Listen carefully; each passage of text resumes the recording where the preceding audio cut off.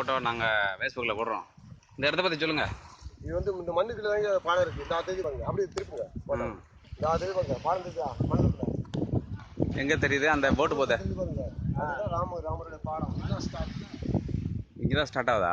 இதுதான் அந்த போட் இருக்கு. அதுதான் நம்ம இந்துன்னு சொல்லி வச்சிருக்கிற ஒரு பாரம்பரிய இடம். இதுதான் கோயில் இருக்கா, ஒரு டூரிஸ்ட் வர கோயில் இருக்கா, இங்க ஆலயம் கட்டினா ஆலயம் அழிஞ்சிடும், வீடு கட்டினா வீடு அழியும், பேர் அழிச்சிட மாட்டேன். இதை வந்து டக்கு டக்குன்னு அழிக்கும்.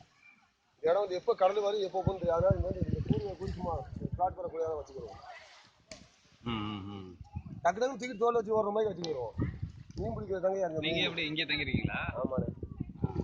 நீங்க அந்த சாப்பாடு படலாம் நீங்க இங்கே சாப்பாடு போய் எல்லாமே வீட்டுல கணச்சு வந்து கொண்டாடுறோம்னே. எப்படி கேட்டீங்கன்னா அந்த காலத்துல அங்க பாட்டி எல்லாருமே இந்த பூமி தான். இங்க பாட்டி எல்லாமே எங்களுக்கு ஒரு உரிமை இருக்கணும்.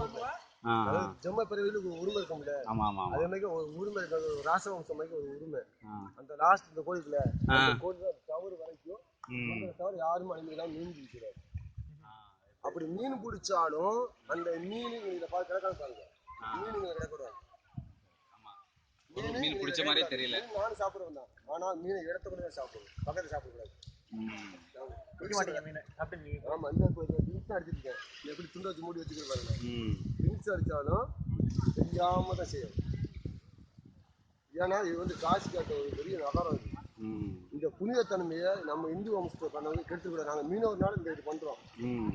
ஆனால் கண்டிப்பா நாங்கள் மீனவர் இல்லாட்டி, ஏன்னா நாங்கள் இப்போ ஒரு 3 மணிக்கு இப்போ 4 மணிக்கு கிளம்பிடுவோம், கடலுக்கு போயிடுவோம்.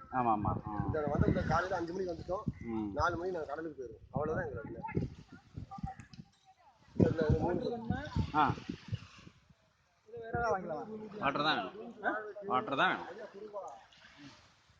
ஐயாட்ட வந்து தண்ணி நிற்க வச்சுட்டு ஐயாவை நீங்கள் குருவா நினைக்கிறேன். நிறையா குரு வந்துருக்காங்க, எனக்கு தெரியாத குரு இல்லை, நிறையா குரு இங்கே வராங்க. மகாத்மா எங்களுக்கு யாரும் தெரியாது. அப்போ ஐயா குருவா இருந்தானே அவர் முழங்கால் அளவு தண்ணி வாங்கிடுச்சு.